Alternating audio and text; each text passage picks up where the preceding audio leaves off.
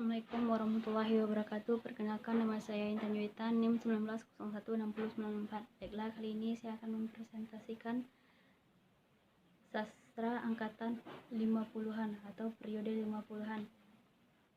1. Sejarah perkembangan sastra angkatan 50-an atau periode 50-an.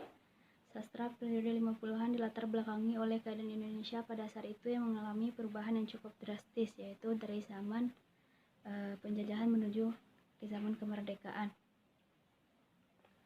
Para sastrawan pada periode 50-an mulai memikirkan ciri khas dari sastra periode 50-an dan masalah kebudayaan yang sedang dihadapi oleh Indonesia pada saat itu untuk membedakannya dari sastra atau angkatan sebelumnya.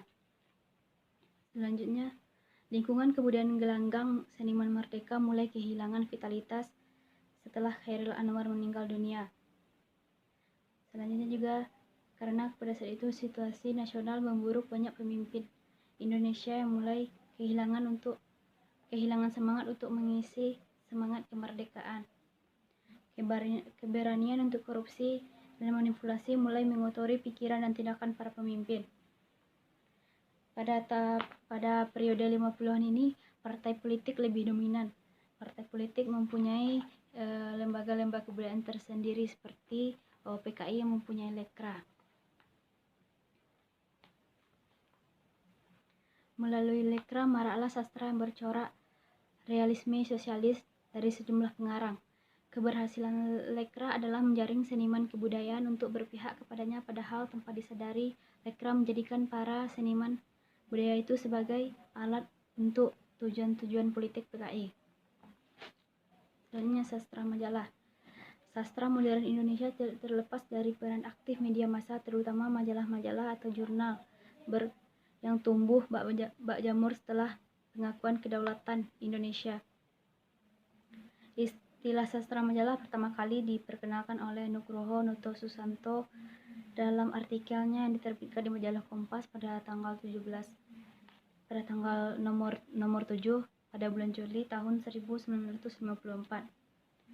Dalam tulisannya yang berjudul Situasi 1954, Nugroho menyoroti maraknya penerbitan cerpen dan puisi di majalah-majalah. Peran Balai Pustaka sebagai penerbit milik pemerintah banyak disoroti sebagai salah satu penyebab krisis tersebut.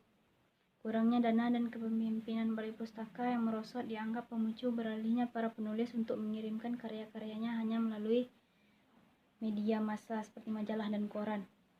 Majalah. Sastra modern di Indonesia tidak terlepas dari peran media massa, terutama majalah dan jurnal-jurnal.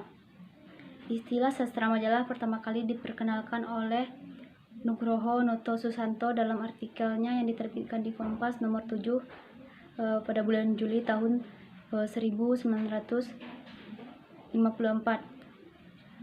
Dalam tulisannya yang berjudul Situasi 1954, Nugroho menyoroti maraknya penerbitan cerpen dan puisi di majalah seiring dengan munculnya perdebatan mengenai krisis sastra Indonesia. Para pengarang sastra angkatan 45 menghadapi kenyataan yang tidak menguntungkan kehadirannya. Meskipun mendapat tempat di halaman majalah, kreatif mereka tetap terbatas, terutama untuk mencari identifikasi diri dan kawanannya. 3. Invasi dalam sastra Indonesia. Pada periode 1953 sampai dengan 1961,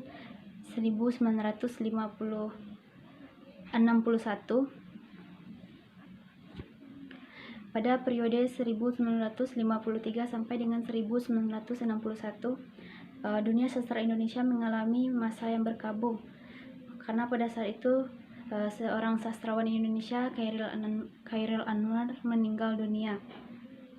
Hal ini membawa dampak yang besar pada sastrawan Indonesia. Banyak para sastrawan menjadi kurang semangat atau kurang produktif dalam menciptakan suatu karya sastra.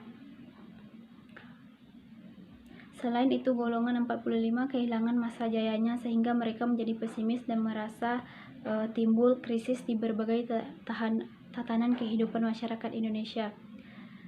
Akibat krisis kepemimpinan politik. Bukan hanya itu saja, pada pemerintah juga terjadi banyak tindakan korupsi. Karena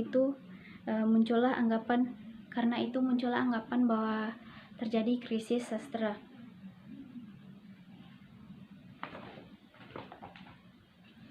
Yang keempat, pengarang dan karya sastra.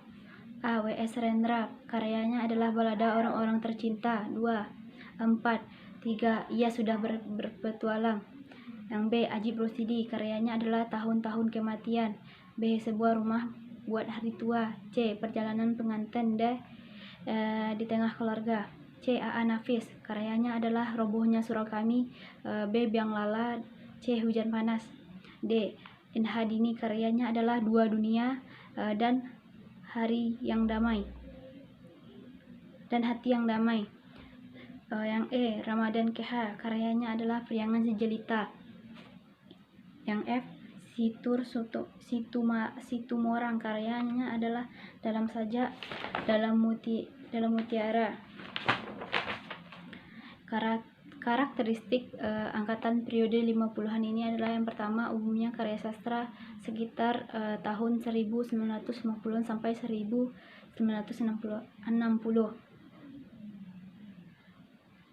Yang kedua, coraknya cukup beragam karena pengaruh faktor politik dan ideologi partai. Selanjutnya, gaya epik atau bercerita berkembang dengan berkembangnya puisi cerita dan balada dengan gaya yang lebih sederhana dari puisi lirik. Selanjutnya, gaya mantra mulai tampak pada balada-balada. Selanjutnya, gaya ulangan mulai berkembang. Yang nomor 6, perbedaan angkatan 45 dengan periode 50-an. Yang 1, periode 50 tidak menciptakan roman-roman yang panjang. Semua karyanya berupa karya pendek karena diterbitkan di majalah, sedangkan angkatan 45 tidak demikian.